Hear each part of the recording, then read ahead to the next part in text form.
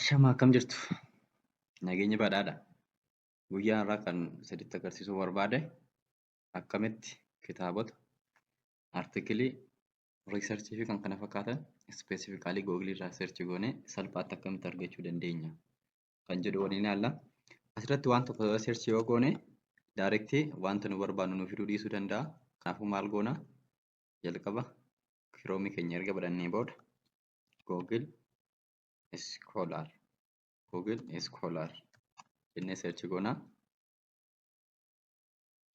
Jalqabarra kan nu dhufu kanarratti kilik goona yookiin cuqaasna.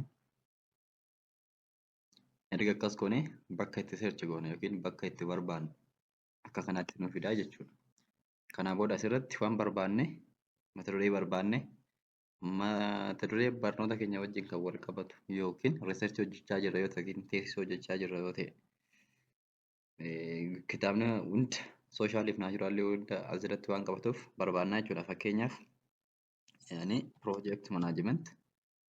piroojekt maanaajiment kan jedhu seerchi godheen ilaala. Piroojekt maanaajiment jedhee gaafa seerchi godhu piroojekt maanaajimenti wajjin kan wal qabatu kitaabaaf riisarchii wantoota adda addaa baay'inaan akka kanaatti naaf fidaa jechuudha. As keessaa filadhee waan barbaade seerchi godhee dubbisuu nan danda'a jechuudha.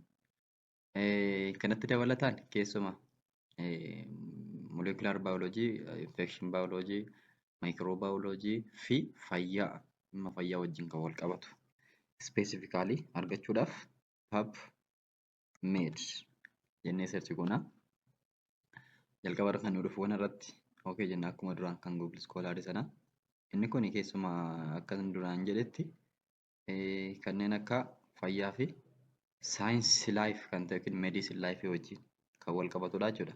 Gaditti akkuma agartanii from meedisin laayif saayinsii joornaals jedha jechuudha. Asirratti about diseases jedhee waan seerchi godhe diziisii wajjin kan wal qabatu guutummaatti akka kanaatti naaf fidaa jechuudha. Kana keessaa waan barbaade filadhee dubbisuu nan danda'a jechuudha. Galatooma viidiyoo biraatiin amma wal arginutti nagaa ta'a.